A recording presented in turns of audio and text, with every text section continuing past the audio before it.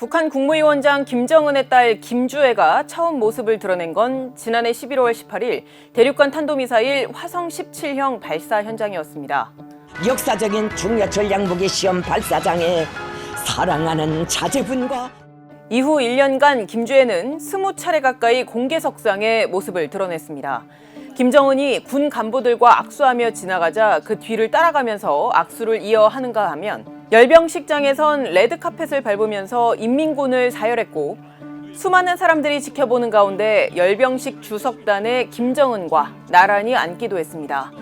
김주애에 대한 호칭도 사랑하는 자제분에서 존귀하신 자제분 그리고 존경하는 자제분 등으로 높아지면서 자연스럽게 모셔지는 존재로 격상됐는데 정중앙위원회 비서들이 존경하는 자제분을 모시고 귀빈 속에 자리 잡았습니다. 오성 장군인 박정천 당 군정 지도부장이 무릎을 꿇은 장면은 마치 과거 후계자 시절 김정일에게 오진우 당시 인민무력부장이 무릎을 꿇는 장면을 상기시키기도 했습니다.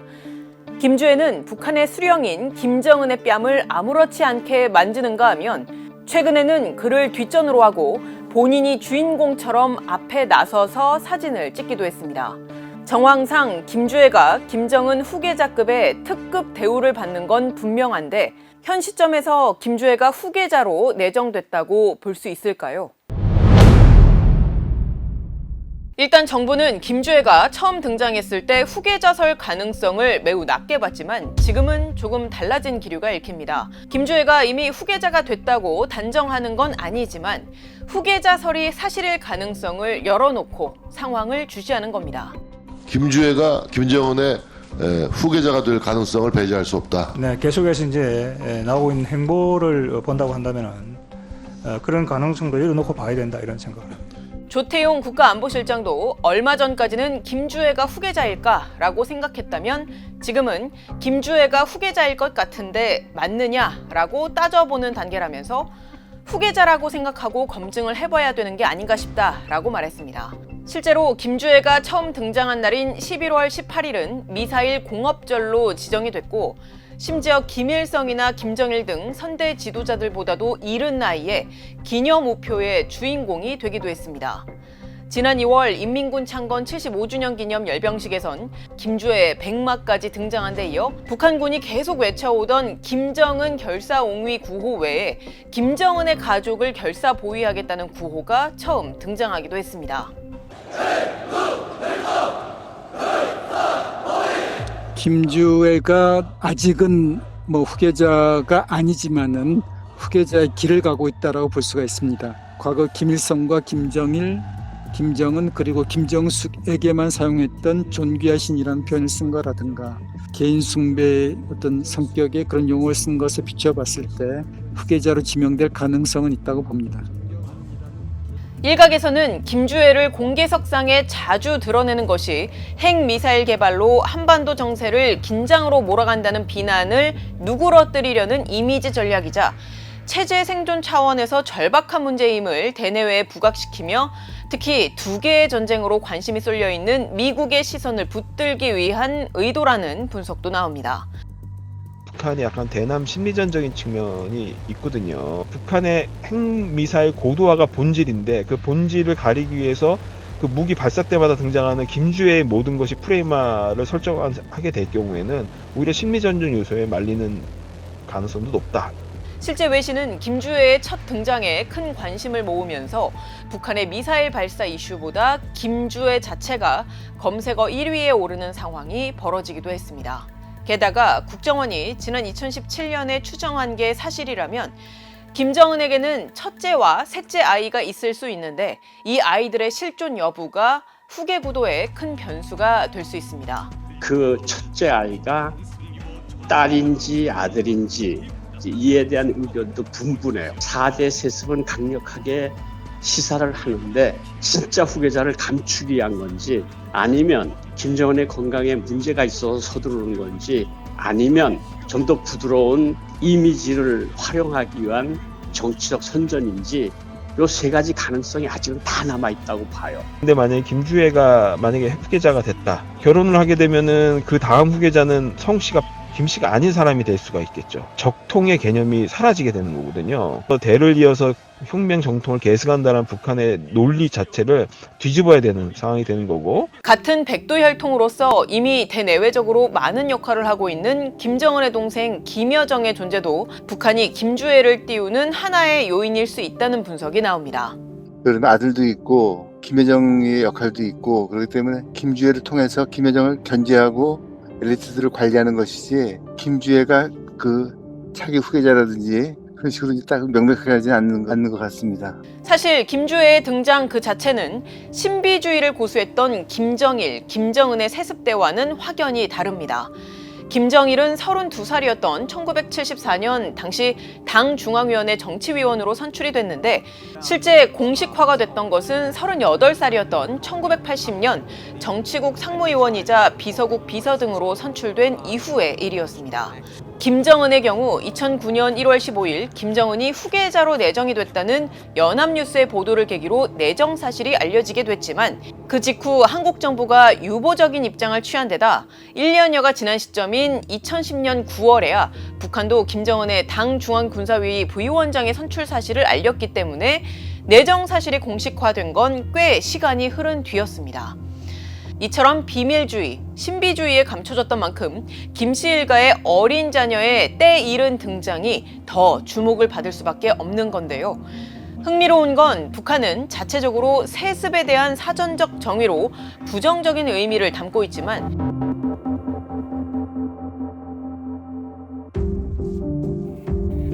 정작 자신들의 사상 초유의 3대 세습에 대해선 정당한 것이라는 궤변을 이어가고 있다는 점입니다. 북한은 수령과 혈연 관계에 있는 걸출한 인물이 후계자로 추대되는 경우 그것을 덮어놓고 세습제라고 악평하려 드는 사람들이 있다면서 이는 매우 비이성적이고 반역사적인 사고라고 주장해왔습니다.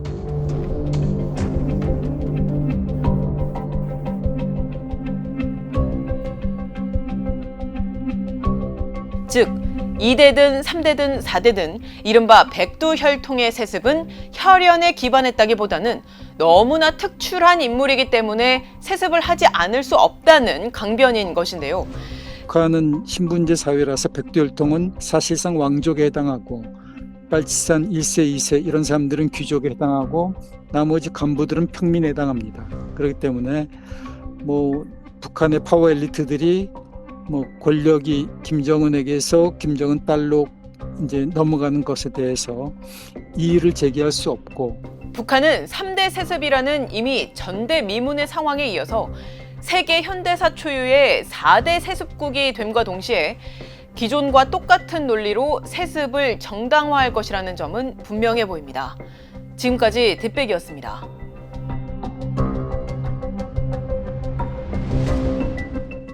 북한 국무위원장 김정은이 지난 3일 평양에서 열린 제5차 전국 어머니 대회에서 리일환 노동당 비서의 대회 보고를 듣다가 눈물을 흘렸습니다. 흘러내리는 눈물을 손수건으로 훔치는 북한 최고 지도자의 모습에 관중석에 앉아있던 참석자들도 덩달아 울었습니다. 사실 김정은 위원장이 공개석상에서 우는 모습을 보인 건 이번이 처음이 아닙니다. 지난 2011년 12월 김정일 국방위원장의 시신을 참배하면서 펑펑 울어서 눈이 충혈된 모습을 보인 걸 시작으로 지난 2020년 10월 노동당 창건 75주년 열병식에서는 코로나의 태풍까지 혹독했던 한 해를 이야기하다가 울컥해하기도 했습니다. 우리 인민군 장병들이 발휘한 애국적이고 영웅적인 헌신은 누구든 감사의 눈물 없이는 대할 수 없는 것들입니다. 연설을 지켜보던 참석자들은 군인, 주민 할 것 없이 곳곳에서 울음을 터뜨렸습니다. 김정은은 지난해 5월 김정일 체제의 군부 핵심이자 자신의 후계 수업을 맡았던 현철해 인민군 원수가 숨졌을 때는 비통한 표정을 지으며 울먹이더니 묵념 뒤에 돌아서서 눈물을 훔쳤습니다. 지난해 12월 신년 경축대 공연에서도 눈물을 흘리더니 올해 7월에는 쇼이구 러시아 국방장관 등이 참석한 가운데 열린 열병식에서도 김정은은 북한 국가를 들으면서 눈을 질끈 감고 울었습니다. 이렇게 김정은 위원장이 우는 모습, 그대로 북한 대중에 공개하는 건 어떤 의도가 있는 것일까요? 그리고 북한 매체가 그의 눈물로 가리려는 문제의 본질은 무엇일까요? 일단 김정은 위원장이 우는 행위 그 자체가 설령 순수하게 감정이 북받친 결과라고 하더라도 북한 관영 매체가 그의 우는 모습을 그대로 주민들에게 전달한 건 치밀한 정치적 계산에 따른 것이라는 게 많은 전문가들의 분석입니다. 그 장면을 잘라내지 않고 그대로 공개하기로 한 결정 자체가 북한 최고위급의 정무적 판단의 결과이기 때문입니다.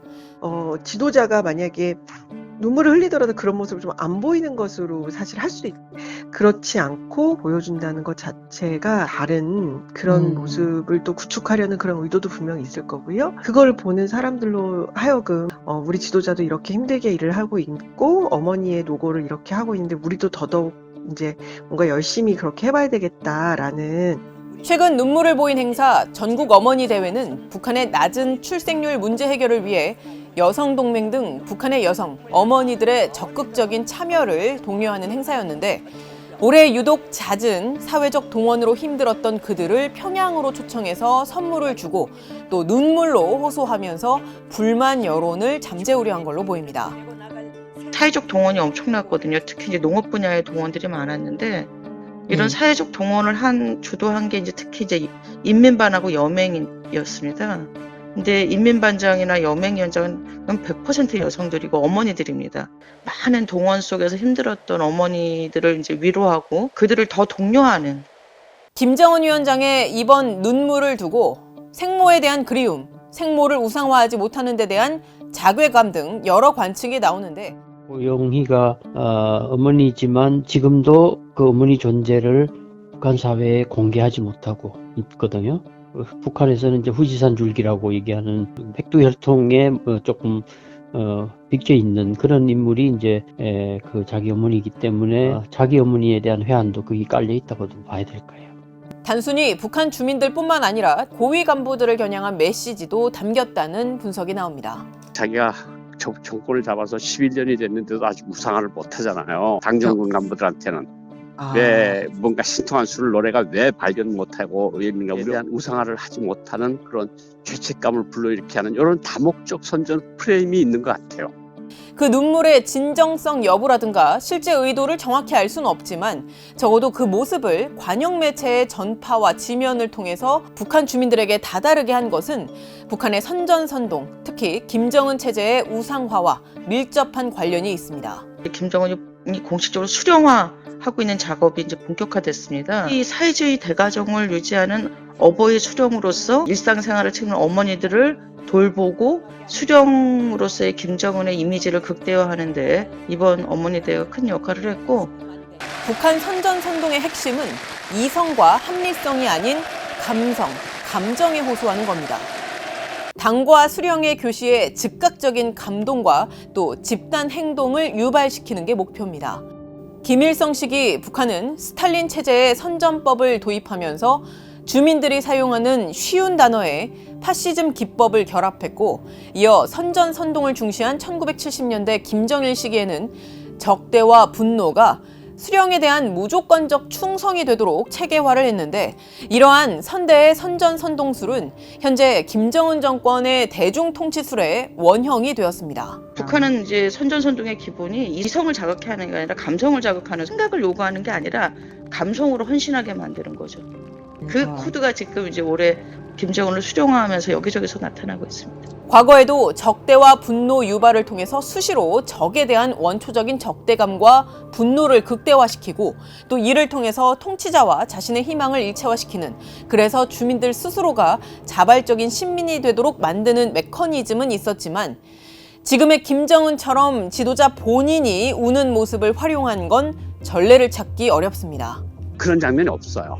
김일성이는 약간 카리스마 이런 거고 김정일이는 근엄하고 감성 정치를 하고 있다고 봐요. 그러니까 그 인민들한테 눈물로 호소하는 거지. 당신들이 힘든 건 내가 안다. 근데 나도 힘들다. 그렇지만 같이 헤쳐나가자. 약간 악어의 눈물 같은 게 있어 보이고 고난의 행군 시기에는 인민들이 그냥 지도자를 생각하면서 눈물을 흘리거나 이런 장면들이 굉장히 많았었거든요.